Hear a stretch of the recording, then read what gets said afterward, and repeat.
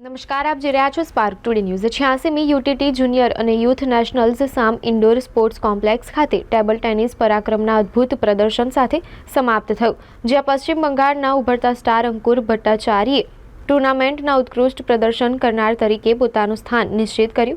તેનો ત્રીજો gold medal જીતીને અંકુરે તમિલનાડુના પીબી અંડર-19 બોયઝ સિંગલ્સની ફાઇનલમાં અભિનંદન 4-1 પોતાની ઇવેન્ટના સૌથી વધુ સુશોભિત ખેલાડી તરીકે ચિહ્નિત કરે છે।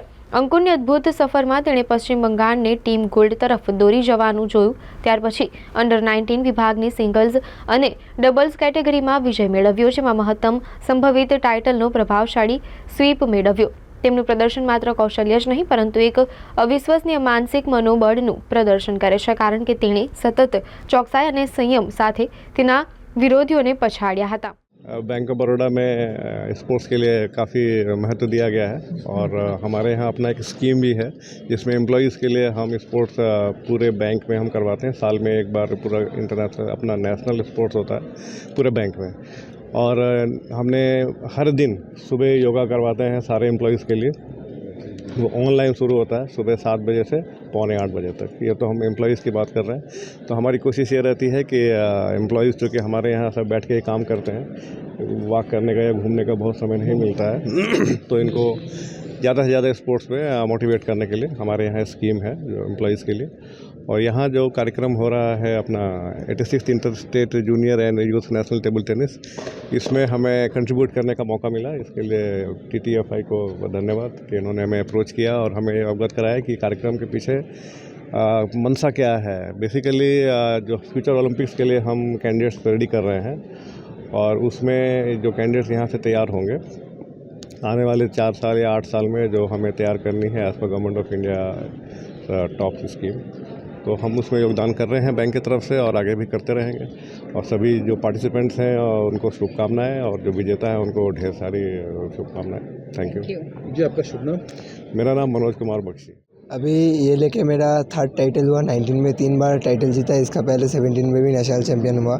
और सबसे बड़ी खुशी है कि इस साल में कोई भी टूर्नामेंट नहीं हारा, अनबीटन हूँ। और मेंस में भी 3 टाइटल जीता, क्योंकि मैं फर्स्ट ईयर मेंस खेल रहा हूँ। और लास्ट 3 साल से 3 टाइटल मारा नेशनल, तो जीत के बहुत ही खुश हूँ। और ये लास्ट टाइम भी इधर मैं खेल के गया था बड़ौदा में, ये मेरा लकी स्टेडियम है। लास्ट टाइम भी 2 टाइटल मारा था एक साथ इधर, तो बहुत ही अच्छा लग रहा है कि 3 इवेंट खेला और 3 में ही टाइटल जीता बंगाल के लिए, तो बहुत खुश हूँ मैं। जी, यहाँ का इस साल का सफ़र कैसा रहा? कितनी चुनौती और किस तरह से आप ओवरकम हुए? इस साल मेरा सबसे बड़ी अचीवमेंट है कि मैं वर्ल्ड रैंकिंग मेंस में जो वर्ल्ड रैंकिंग 20 है ओजुंग उसको मारा। उसके बाद यूटीटी में पहली बार खेला और यूटीटी में 5 मैच में 4 मैच में जीता। शायद भैगा सिर्फ हारा। तो मैं इस साल मेरे लिए बहुत ही अच्छा गया कि इस साल पहली बार मेंस खेल के 3 टाइटल जीतना मेरे लिए सबसे बड़ी अचीवमेंट है। मानव भैया को 1 मारा और मानस को, तो मैं इस साल बहुत ही खुश हूँ। जी, आपका नाम और कहाँ से आप खेल रहे हैं? मेरा नाम अंकुर भट्टाचार्य जी, और मैं वेस्ट बंगाल को रिप्रेजेंट करता हूँ। टाइटल्स जीते हैं, कुछ बताना चाहेंगे?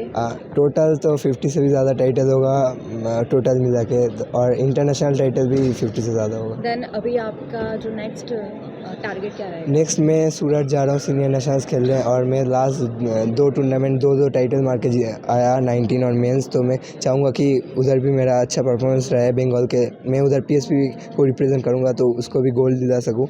और उसके बाद मेरा सिंगापुर यूथ मैच है, वो मेरा 19 का टूर्नामेंट है। मैं चाहूँगा इंडिया को उधर से गोल्ड दिलाने के लिए। આજે સમાપન છે, પરંતુ મને એવું લાગે કે શરૂઆત છે, કારણ કે અહીંયાથી જે લોકો તૈયાર થશે junior and youth national table tennis ચેમ્પિયનશિપમાં તૈયાર થનાર લોકોને માટે આ પ્લેટફોર્મ છે। અને ઓલિમ્પિક માટે અમે આ બચ્ચાઓને તૈયાર કરી રહ્યા છે। એમની બધી રીતે કાળજી લેવી અને એ લોકોને સતત રમાડ્યા કરવું, ને રેન્કિંગમાં જે લોકો સારી રીતે રમીને બતાવે એમને પછી ઓલિમ્પિક માટે પસંદ કરવામાં આવશે। તો વડોદરા માટે અને અમારા TTAB માટે આ ખૂબ ગૌરવનો વિષય છે કે અહીંયા UTT 86th inter state junior and youth national championship અહીંયા રમાઈ રહી છે।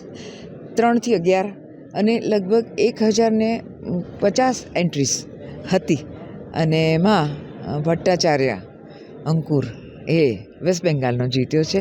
એને ખૂબ ખૂબ અભિનંદન, અને આગળ ઉપર ઓલિમ્પિક માટે આપણે ખૂબ બધા લોકોને તૈયાર કરીએ બચ્ચાઓને એવી શુભકામના. Thank you. Interstate junior and youth national table tennis championship 2024 के आज के इवेंट में भाग लेते हुए मैंने गर्व है અને આ ટુર્નામેન્ટ જે 8 દિવસ ચાલ્યું વડોદરામાં અને અંતે આજે જે જુદા જુદા ટીમો અને પ્લેયરો વિજેતા થયેલા છે મને બધાને ખૂબ ખૂબ બધાઈઓ.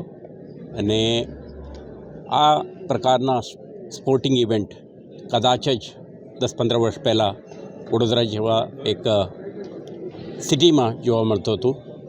આજે જે રીતે સમગ્ર દેશમાં એક સ્પોર્ટિંગ અભિયાન ચાલ્યું છે, આપણે ખેલ મહાકુંભ 2010થી શરૂ થયું, તે પછી નાના નાના બાળકોથી માંડીને કોલેજમાં ભણતા વિદ્યાર્થીઓ સુધીના જે ટેલેન્ટ છે એમને ટેપ કરીને એમના ગ્રૂમ કરીને ઇન્ટરનેશનલ પ્લેટફોર્મ ઉપર પેશ કરવાની આપણા પ્રયાસોમાં ખૂબ સિદ્ધિ મળ્યું છે. 2018 પછી ખેલો ઇન્ડિયા આ જ ફોર્મેટમાં આખા દેશમાં રમાય છે. આજે national games, Commonwealth games, Asian games, world championship કે ઓલિમ્પિક, ઇન્ડિયાને આખા વિશ્વમાં એક પ્રતિષ્ઠિત સ્પોર્ટિંગ એન્ટિટી તરીકે રિકોગ્નિશન છે. તે આપણા ગર્વ છે કે વડોદરામાં સમા ઇન્ડોર સ્ટેડિયમ, માંજલપુરમાં સ્પોર્ટિંગ કોમ્પ્લેક્સ એવા ઇન્ફ્રાસ્ટ્રક્ચર ઉપલબ્ધ હોવાના કારણે આજે રાજ્યના જે ટેલેન્ટ પ્રતિભાઓને જે તક મળે છે, ધીસ ઇઝ ફેન્ટાસ્ટિક.